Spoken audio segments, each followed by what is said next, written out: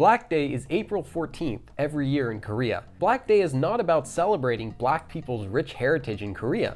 Instead, it's a day of sadness for both men and women. To understand that, let's first take a look at Valentine's Day, February 14th. In Korea, Valentine's Day functions differently from most of the rest of the world. Instead of a guy giving gifts and chocolate to a girl that he likes, it's the opposite. Girls will give gifts and chocolates to guys that they like. Fast forward 1 month later, we have White Day in Korea, and White Day functions similarly to how Valentine's Day functions in the rest of the world. Guys will give chocolates or gifts to girls that they like. After Valentine's Day and White Day is complete, there are going to be some guys who didn't get anything on Valentine's Day and girls who didn't get anything on White Day. On this day, all of those people will come together and eat jjajangmyeon.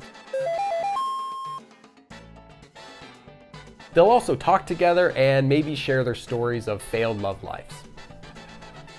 Now, people won't only eat jjajangmyeon on Black Day, they'll also have it during other occasions such as after a move. And this is because most Chinese restaurants will deliver food directly to your door, and jjajangmyeon is something that you can eat just with a pair of chopsticks, even if you don't have a table yet. Jjajangmyeon originally comes from a Chinese dish known as jjajangmyeon.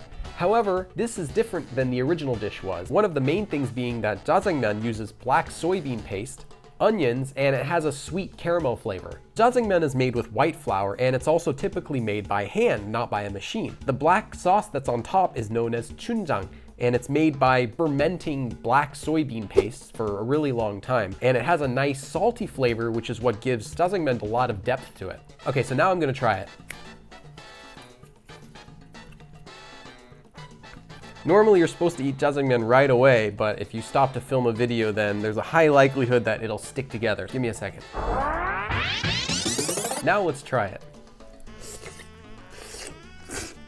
The noodles in it are soft, kind of like you're eating ramen, but the sauce is what gives it this really salty, complex flavor, but it also has a sweet caramel flavor to it as well.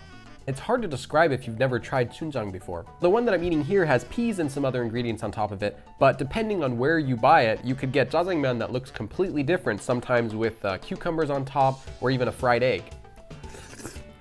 Other things that you eat together with jjajangmyeon are you can have the chunjang paste separately and you can dip onions in it. I never used to like raw onions until I first had them with this. Another common item is tanmuji, which is pickled radish. You can also eat that plain, eat it together with the jjajangmyeon, or dip it in the chunjang as well. If you've never had tanmuji before, they're kind of sour and crunchy and sweet. They don't come apart.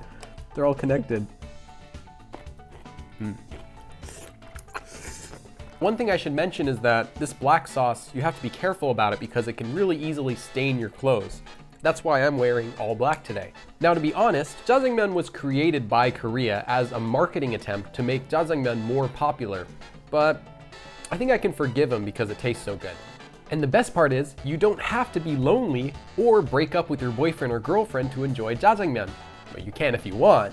You can find it easily at Chinese restaurants in Korea, or even pre-packaged at most Korean supermarkets outside of Korea.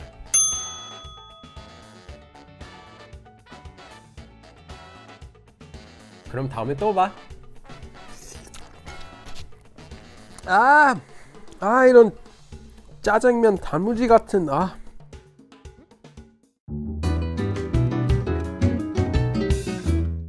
처음으로 회인가? 아니, 말고기를 먹었어. 한국말로 그냥 되게 유창하게 해주실 때. 하지만 간단하게 한국어로 대화하는 것이 목표라면